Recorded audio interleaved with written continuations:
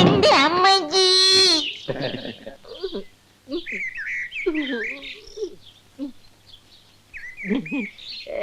വീണതല്ല, സാഷ്ടാംഗം പ്രണമിച്ചതാ.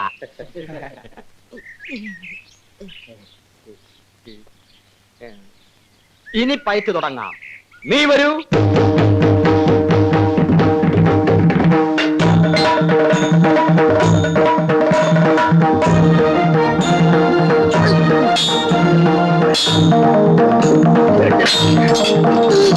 എന്റെ അമ്മജി.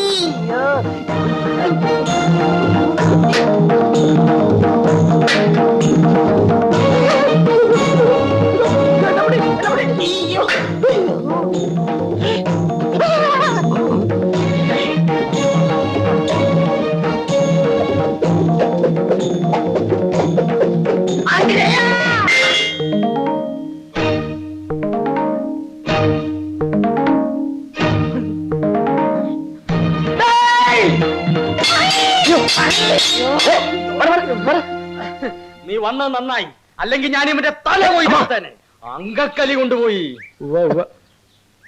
മിടുക്കൻ, നന്നായി പയറ്റുന്നുണ്ടല്ലോ. അത് പിന്നെ എന്റെ ശിഷ്യനല്ലേ. ചുമ്മാ ഇരടെ. എവിടെ പഠിച്ചത്? തുളുനാട്ടില്. ഇവിടെ വന്നിട്ട് 2 ദിവസമായുള്ളൂ. അത് പറ. അതല്ലേ എന്റെ പൊന്നനിയ, സ്നേഹം കൊണ്ട് പറയാ, അധിക ദിവസം ഇവിടെ നിൽക്കരുത്. ഇപ്പൊ അനിയ നന്നായി പയറ്റുന്നുണ്ടല്ലോ, അതൊക്കെ പോവും, നാശമാവും. അല്ലെങ്കിൽ ഒരു കാര്യം ചെയ്യ്, പോണതിന് മുമ്പ് 5-6 നല്ല ചോറ് അമ്മാവനെ പഠിപ്പിച്ചിട്ടോ. ഒന്ന് പഠിക്കേ, ബുദ്ധിമുട്ടില്ല, വളരെ എളുപ്പമാ. ആ, ഞാൻ പോട്ടെ. ശരി.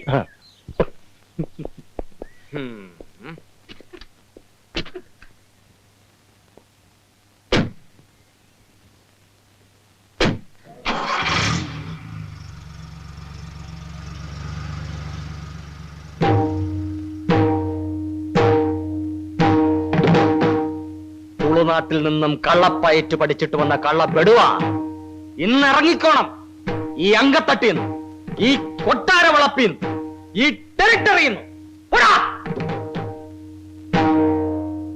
ഓടേ.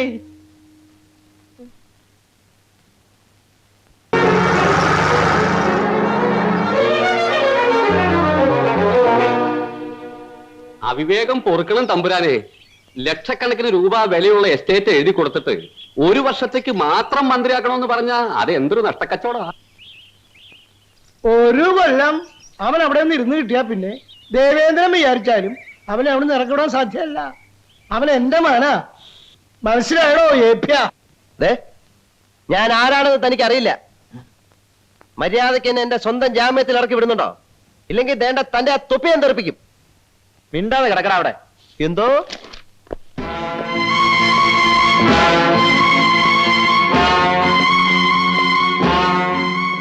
അമ്മാവൻ മാറി നില്ലടേ, മാറി നില്ലടേ, മാറിക്കടേ. എന്തോ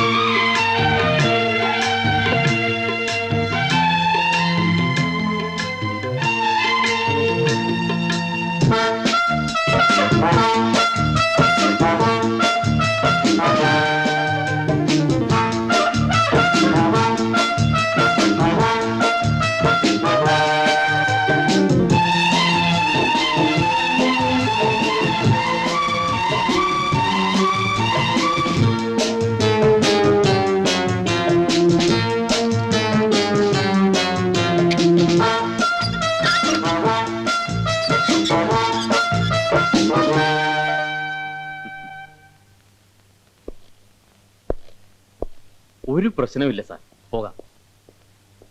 തൊപ്പി തെറിപ്പിക്കുമെന്ന് നേരത്തെ പറഞ്ഞ ചുമ്മാതെ വരട്ടാനാ. പക്ഷെ ഇപ്പൊ പറയുന്നു തെറിപ്പിക്കും. എന്തോ വാടാ.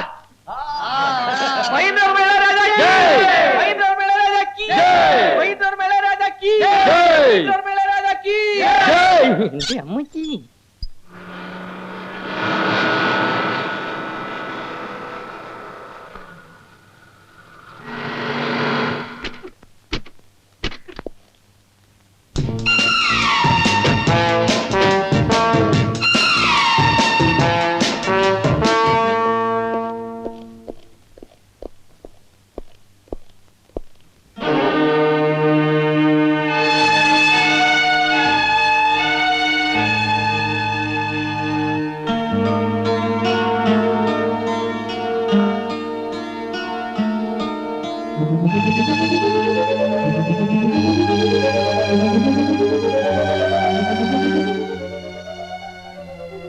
എത്രയും പ്രിയപ്പെട്ട എന്റെ വിദ്യാർത്ഥി സുഹൃത്തുക്കളെ, ഈ അവസരത്തിൽ ഞാൻ നിങ്ങളെ ഓർമ്മിപ്പിക്കുകയാണ്, നാളെയുടെ പ്രതിനിധികളായ നിങ്ങൾ ഓരോരുത്തർക്കും പൗരബോധം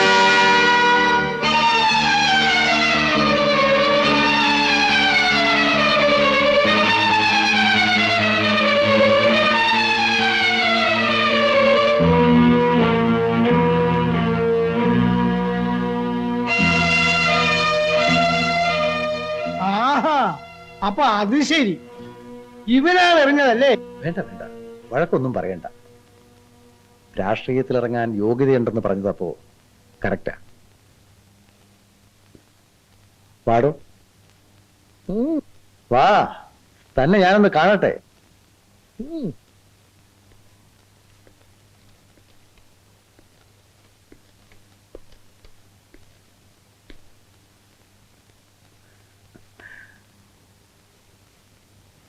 ഇരിക്കടോ.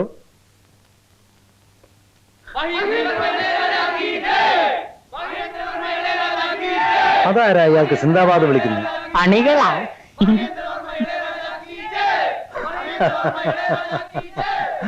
നല്ലത്. പക്ഷേ രാഷ്ട്രീയത്തിൽ ഇറങ്ങാൻ ഇത് മാത്രം പോരാ. കുറച്ച് ഇന്ത്യാ ചരിത്രം, കുറച്ച് നമ്മുടെ പാർട്ടിയുടെ ചരിത്രം, സ്വാതന്ത്ര്യ സമര ചരിത്രം, ഇതൊക്കെ ഒന്ന് പഠിക്കണം. എവിടെയെങ്കിലും ചെന്ന് 4 വർത്താനം പറയുമ്പോ മാറാൻ പാടില്ലല്ലോ. അതൊക്കെ ഇവനെ പഠിപ്പിക്കാൻ ഞാൻ വേണ്ട ഏർപ്പാടുകൾ ചെയ്തിട്ടുണ്ട്. കുഞ്ഞുണ്ണിയാശാൻ പഴയ സ്വാതന്ത്ര്യ സമര സേനാനി.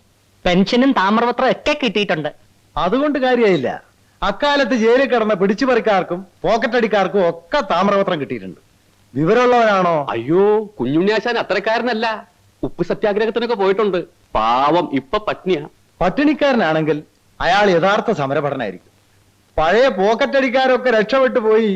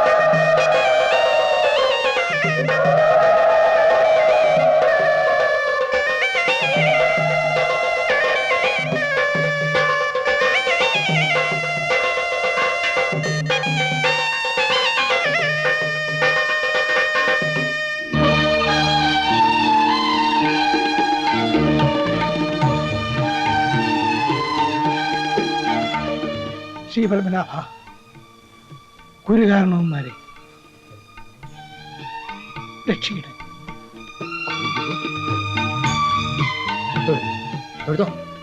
ഗുരുവായൂരപ്പ, ആഞ്ജനേയ, കളരി പരമ്പര ദൈവങ്ങളെ.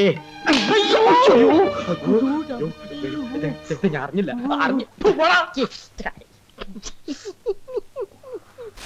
ക്വിറ്റ് ഇന്ത്യ സമരം 1900. ഞാനൊരു അലവലാതിയും തെമ്മാടിയും ദുഷ്ടനും ഒക്കെ ആണെന്നാണ് നിങ്ങളുടെ ധാരണ. എന്നാൽ ഞാൻ ഇതൊന്നും അല്ല എന്നുള്ളതാണ് യാഥാർത്ഥ്യം. പഴയ വിക്രമാദിത്യ രാജാവും വേഷം മാറി, ഭാഷ മാറി, ജനങ്ങൾ ഒരുവനായി നടന്നു. അനവധി വിവാഹങ്ങൾ നടത്തി, മോഷണവും പിടിച്ചുപറിയും വരെ നടത്തി.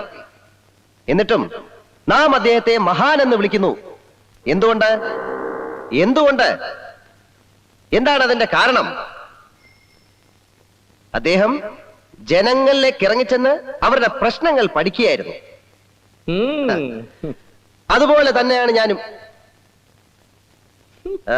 നിങ്ങളുടെ സ്ത്രീകൾക്ക്, നിങ്ങളുടെ കുട്ടികൾക്ക്, ഈ നാട്ടിലെ തൊഴിലാളികൾക്ക് എന്നെ ഭയമാണ്. ഞാനൊരു ദുഷ്ടനും കോമാളിയുമായിട്ട് അഭിനയിക്കുകയായിരുന്നു. അഭിനയിച്ച് നിങ്ങളുടെ ഓരോരുത്തരുടെയും പ്രശ്നങ്ങൾ ഞാൻ അസലായിട്ട് പഠിച്ചു.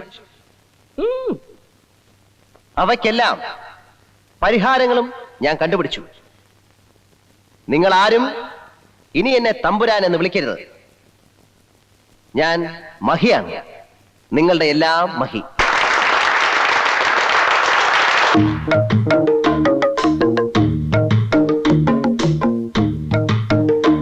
ജാലിയൻ വാലാബാഗും ക്വിറ്റ് ഇന്ത്യ സമരവും ഉപ്പ് സത്യാഗ്രഹവും നിങ്ങൾക്ക് ഓർമ്മയില്ലേ?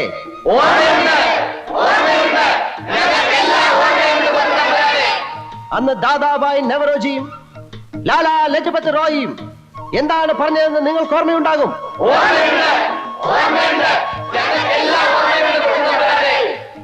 1965 എന്താണ് നടന്നത്? 1982 എന്താണ് നടന്നത്? 1965-ലും 82-ലും നടന്നത് തന്നെയല്ലേ ഈ 1987-ലും നടക്കുന്നതെന്ന് ഞാൻ നിങ്ങളോട് ചോദിച്ചു പോവുകയാണ്.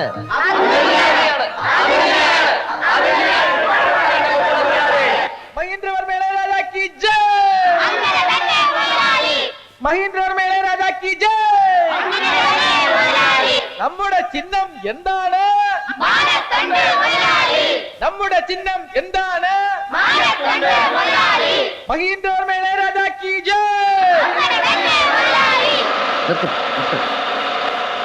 ആ കാണുന്ന ചുവന്ന കെട്ടിടം കണ്ടോ? അവിടെ നമുക്ക് ആരംഭിക്കാം. കുടിയേറ്റ കർഷകനാ, പാലാക്കാരൻ തോമ. പേര് മറക്കരുത്. പാലാക്കാരൻ തോമ. പാലാക്കാരൻ തോമ.